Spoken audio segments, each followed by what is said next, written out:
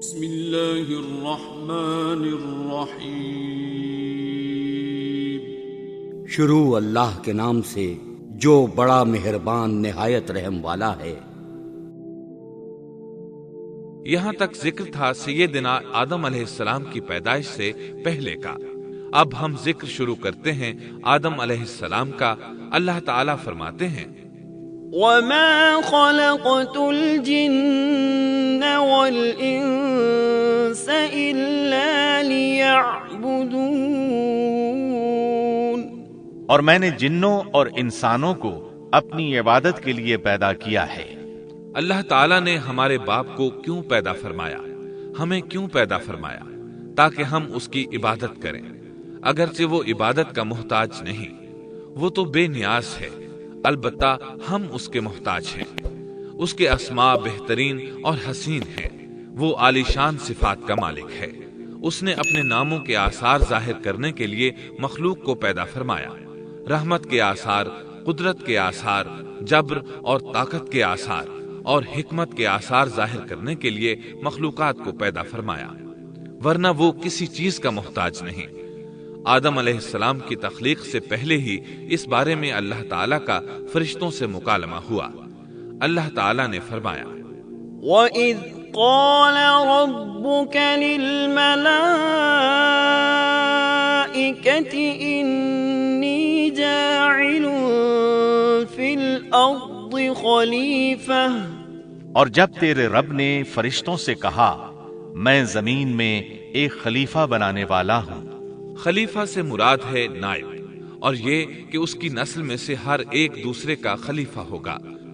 جبکہ سیدنا ابو بکر صدیق رضی اللہ عنہ نبی اکرم صلی اللہ علیہ وسلم کے خلیفہ ہوئے، سو اللہ نے ایک خلیفہ بنانے کا ارادہ فرمایا جو زمین میں حکومت کرے اور اس کو آباد کرے۔ چنانچہ اللہ تعالیٰ نے فرمایا هُوَ أَنشَأَكُم مِّنَ الْأَرْضِ وَاسْتَعْمَرَكُمْ فِيهَا، اللہ تعالیٰ نے تمہیں زمین سے پیدا کیا اور اسی نے اس زمین میں تمہیں بسایا ہے۔ اللہ تعالیٰ کا ارادہ ہوا کہ زمین کو آباد کروائے، جبکہ جن اس قابل نہیں تھے، کیونکہ ان میں اس قدر عقل و دانش نہیں تھی کہ زمین کو پر رونق اور سرسبز و شاداب رکھ سکیں۔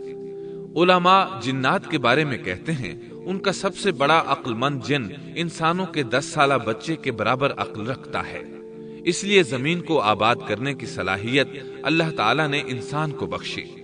اللہ نے انسان کو بہترین ڈھانچے اور حسین ترین شکل و صورت سے نوازا، پھر اپنی روح اس میں پھونکی۔ فرشتوں نے اس سے سوال کیا قالوا أتجعل فيها من يفسد فيها ويسفك الدماء ونحن نسبح بحمدك ونقدس لك قال إني أعلم ما لا تعلمون۔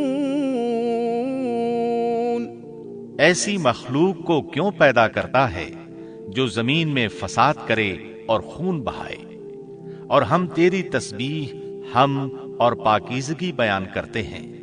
اس کے جواب میں اللہ نے فرمایا جو میں جانتا ہوں تم نہیں جانتے۔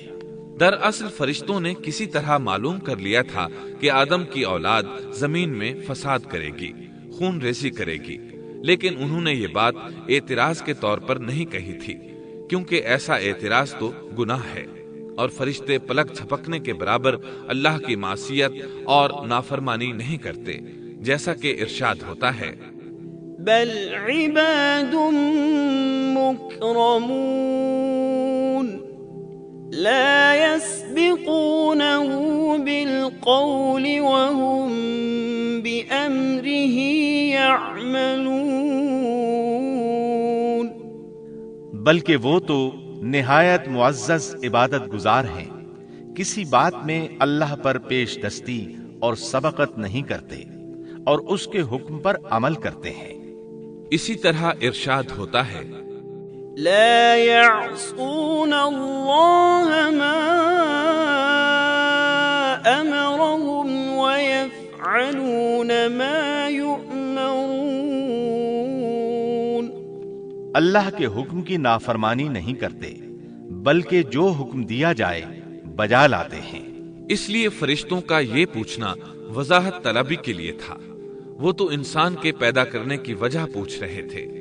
وہ زمین میں جنات کے اعمال اور کرتوت کا مشاہدہ کر چکے تھے، یعنی اللہ تعالیٰ نے انہیں پیدا کر کے اختیار دیا تو وہ فتنہ و فساد اور فسق و فجور میں مبتلا ہو گئے، اور اب ایک اور مخلوق زمین میں بسائی جا رہی تھی، تو اس بات کا امکان تھا کہ یہ مخلوق بھی ان کے نقش قدم پر چلے۔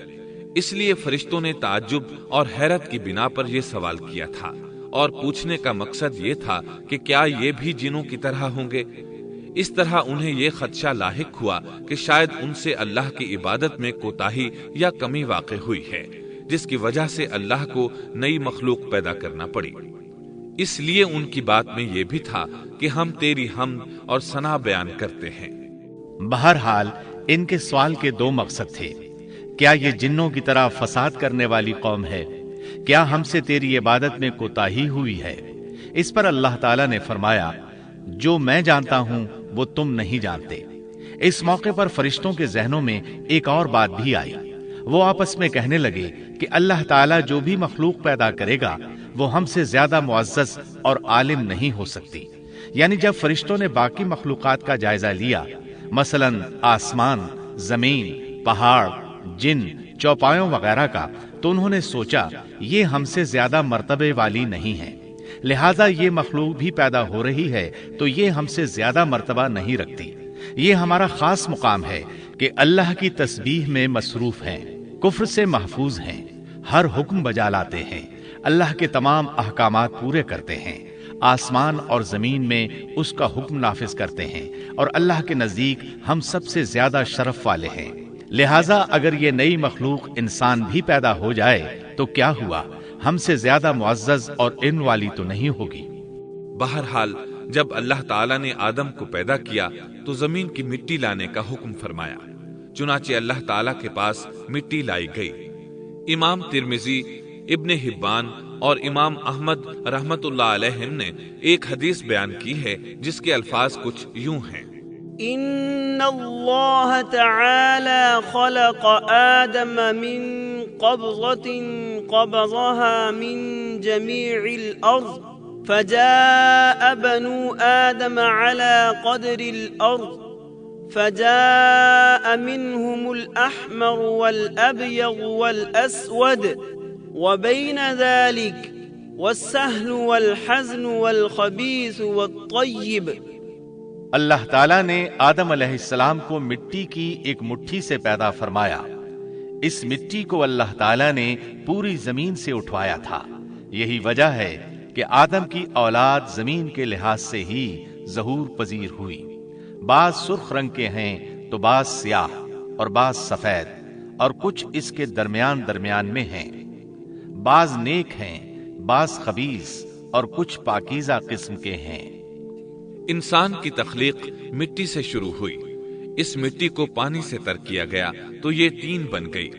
اسی وجہ سے قرآن مجید کی بعض آیات میں تراب کا لفظ آیا ہے۔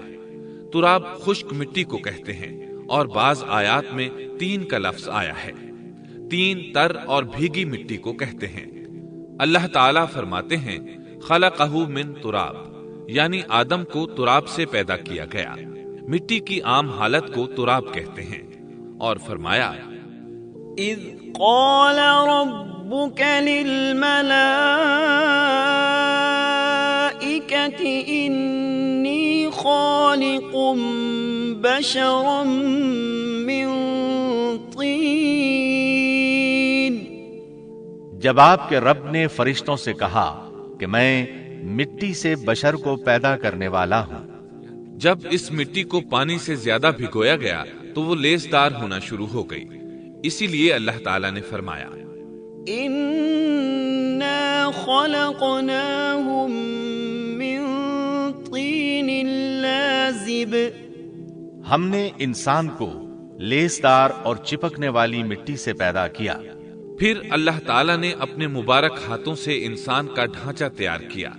اللہ نے فرمایا خلقت بیدی میں نے اپنے دونوں ہاتھوں سے پیدا کیا۔ اللہ تعالی نے انسان کی خلقت فرشتوں کے سپرد نہ کی، بلکہ بذات خود اسے تخلیق کے مراحل سے گزارا اور اپنے ہاتھوں سے اس کی تصویر کشی کی۔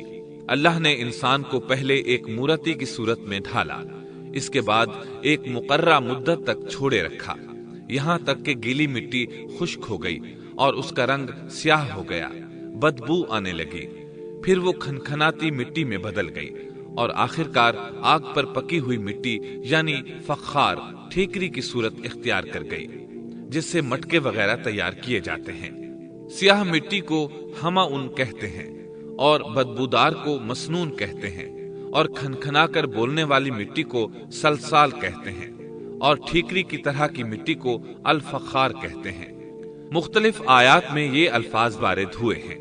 وَلَقَدْ خَلَقْنَاكُمْ ثُمَّ صَوَّرْنَاكُمْ، ہم نے تمہیں پیدا کیا اور پھر ہم ہی نے تمہاری صورت بنائی۔ اور فرمایا وَلَقَدْ خَلَقْنَا الْإِنسَانَ مِنْ صَلْصَالٍ مِنْ حَمَإٍ مَسْنُونٍ، اور یقیناً ہم نے انسان کو کھنکھناتی خشک مٹی سے پیدا کیا جو کہ بدبودار اور سیاہ گارے سے خشک ہوئی تھی۔ اور فرمایا خَلَقَ الْإِنسَانَ مِنْ صَلْصَالٍ كَالْفَخَّارِ، اللہ نے انسان کو کھنکھناتی مٹی سے پیدا کیا جو کہ ٹھیکری کی طرح تھی۔ ان تمام آیات کریمہ میں کوئی تناقض، تعارض اور اختلاف نہیں، اس لیے کہ ان مختلف آیات میں انسان کو اس کی تخلیق کے مختلف مراحل کی یاد دہانی کرائی گئی ہے۔ خلاصہ کلام یہ ہوا کہ تخلیق کے عمل کا پہلا مرحلہ تراب تھا، یعنی عام حالت والی خشک مٹی، پھر تین یعنی بھگوئی ہوئی مٹی، پھر لیس دار مٹی یعنی سلسال، پھر ٹھیکری کی طرح کی مٹی یعنی فخار، اور یہ کام جمعے کی آخری گھڑی میں کیا گیا۔ اور یہ دن اللہ کے لحاظ سے شمار ہونے والے دنوں میں سے ہمارے دنوں کی طرح نہ تھا، ہمارے اور اللہ کے دن مختلف ہیں۔ تخلیق آدم دراصل اللہ کا کرشمہ ہے، انسانوں کو ایک صورت عطا کی گئی۔ اس مرحلے کا تذکرہ بخاری اور مسند احمد کی ایک روایت میں ہے۔ خلق اللہ آدم وطوله 60 ذراعا فكل من يدخل الجنة على صورة آدم فلم يزل الخلق ينقص حتى الآن۔ اللہ نے آدم کو پیدا کیا اور ان کا قد 60 ہاتھ یا 60 میٹر لمبا تھا۔ تمام جنتی لوگ اس قد آدم کے ساتھ جنت میں داخل ہوں گے، اور اس وقت سے لے کر آج تک مخلوق کا قد کم ہوتا چلا آ رہا ہے۔ بعد والے لوگ گزشتہ زمانے کے لوگوں سے ہمیشہ چھوٹے قد کے ہوتے چلے آ رہے ہیں۔ بہرحال سب سے پہلے اور سب سے لمبے انسان آدم علیہ السلام تھے۔ امام احمد نے منفرد طور پر ایک روایت بیان کی ہے، اس میں رسول اکرم صلی اللہ علیہ وسلم نے آدم علیہ السلام کی لمبائی 60 ہاتھ یعنی 60 میٹر اور چوڑائی 7 ہاتھ بیان فرمائی ہے۔ سبحان اللہ! سیدنا آدم کس قدر ضخیم اور عظیم مخلوق تھے۔ صحیح مسلم اور مسند احمد کی روایت میں ہے، لما خلق اللہ آدم ترکه ما شاء ان يدع فجعل ابلیس يطیف به ينظر الیہ فلما رآه اجوف عرف انه خلق لا يتمالك۔ اللہ نے آدم کو پیدا کیا تو اسے اپنی منشا کے مطابق کچھ عرصہ ڈھانچے کی صورت میں چھوڑے رکھا۔ ابلیس اس کے ارد گرد چکر لگانے لگا۔ اس نے دیکھا کہ وہ پیٹ والا ہے۔ وہ سمجھ گیا کہ یہ مخلوق اپنے آپ پر کنٹرول نہیں کر سکے گی۔ اس حدیث سے معلوم ہوتا ہے کہ انسانوں کی طرح جنات کا پیٹ نہیں ہے، صرف انسان ایسا ہے جس کا اندر والا حصہ کھوکھلا ہے۔ بہرحال اللہ نے انسان کو اس شکل و صورت میں پیدا فرمایا۔ احادیث مبارکہ میں آدم علیہ السلام اور ابلیس ملعون کا قصہ تفصیل سے بھی موجود ہے اور مختصر بھی۔ مثلا تفسیر تبری میں سیدنا عبداللہ بن عباس رضی اللہ عنہما سے روایت ہے، اللہ تعالیٰ نے آدم علیہ السلام کی مٹی کا حکم دیا، مٹی لائی گئی۔ اللہ تعالیٰ نے آدم علیہ السلام کو لیسدار اور بدبودار سیاہ مٹی سے پیدا فرمایا، اور یہ کام اللہ نے اپنے مبارک ہاتھوں سے کیا۔ آدم 40 راتیں مجسمے کی صورت میں پڑے رہے، جسم موجود تھا لیکن روح نہیں تھی۔ ابلیس آتا، اس ڈھانچے کو ٹھوکر لگاتا تو جسم سے ایسی آواز نکلتی جیسے خالی مٹکے پر ہاتھ مارنے سے نکلتی ہے۔ اسی لیے اللہ نے بھی فرمایا ہے کہ وہ کھنکھناتی مٹی سے پیدا کیے گئے۔ آدم علیہ السلام میں روح ڈالنے سے پہلے ایک مرتبہ فرشتوں کا ان کے پاس سے گزر ہوا تو وہ کچھ گھبرا سے گئے۔ ابلیس کو تو بہت زیادہ گھبراہٹ کا سامنا کرنا پڑا۔ وہ گزرتے ہوئے ٹھوکر مارتا اور کہتا، تجھے کسی خاص مقصد کے لیے پیدا کیا گیا ہے۔ یہ کہہ کر وہ آدم کے منہ میں داخل ہو جاتا اور کمر کے راستے باہر آ جاتا اور فرشتوں سے مخاطب ہو کر کہتا، اس سے گھبرانے کی کوئی ضرورت نہیں۔ اگر مجھے اس پر مسلط کر دیا گیا تو میں یقیناً اسے ہلاکت میں ڈال دوں گا، اور اگر اسے مجھ پر مسلط کر دیا گیا تو بلا شبہ میں اس کی نافرمانی کروں گا۔ اندازہ کیجئے وہ تعجب کر رہا ہے کہ انہیں کیوں پیدا کیا گیا ہے۔ اس کی آدم علیہ السلام سے دشمنی کس قدر پرانی ہے، گویا ابتدا ہی سے یہ عداوت پر ڈٹ گیا تھا۔ بہرحال اللہ نے آدم میں روح پھونکی۔ اس مضمون کو قرآن مجید میں جا بجا ذکر کیا گیا ہے۔ اللہ تعالیٰ فرماتے ہیں، فَإِذَا سَوَّيْتُهُ وَنَفَخْتُ فِيهِ مِن رُّوحِي فَقَعُوا لَهُ سَاجِدِينَ۔ جب میں اس کو ٹھیک ٹھاک کر لوں اور اس میں اپنی روح پھونک دوں تو تم سب اس کے سامنے سجدے میں گر پڑنا۔ ایک اور جگہ فرمایا، إن مثل عيسى عند الله كمثل آدم خلقه من تراب ثم قال له كن فيكون۔ اللہ تعالیٰ کے نزدیک عیسیٰ علیہ السلام کی مثال ہو بہو آدم علیہ السلام کی مثال ہے۔ اللہ نے انہیں مٹی سے بنا کر کہا ہو جا، وہ ہو گئے۔ اللہ نے آدم علیہ السلام کو مٹی سے پیدا کیا، اپنے ہاتھوں سے بنایا، پھر اس میں روح پھونکی۔ اس کا مفصل بیان احادیث میں موجود ہے۔ جب ان میں روح پھونکی گئی اور ابتدا میں روح جیسے ہی سر کے اندر داخل ہوئی، آدم علیہ السلام کو چھینک آ گئی۔ فرشتوں نے آدم علیہ السلام سے کہا، الحمدللہ کہیے۔ انہوں نے کہہ دیا۔ اللہ کی اس تعریف کے جواب میں اللہ تعالیٰ نے فرمایا، رحمک ربک، یعنی تجھ پر تیرا رب رحم فرمائے۔ سبحان اللہ، اللہ ذوالجلال والاکرام نے آدم علیہ السلام میں روح مکمل ہونے سے پہلے ہی انہیں اپنی رحمت سے سرفراز فرما دیا۔ بہرحال جب روح ان کی آنکھوں میں داخل ہوئی اور انہوں نے جنت کے پھلوں کو دیکھا تو ان میں غور و فکر کرنے لگے۔ جب روح پیٹ میں داخل ہوئی تو کھانے کی طلب محسوس ہوئی۔ ابھی روح ٹانگوں تک پہنچی نہیں اور کھانے کی خواہش پہلے ہی محسوس ہونے لگی۔ اس جلد بازی اور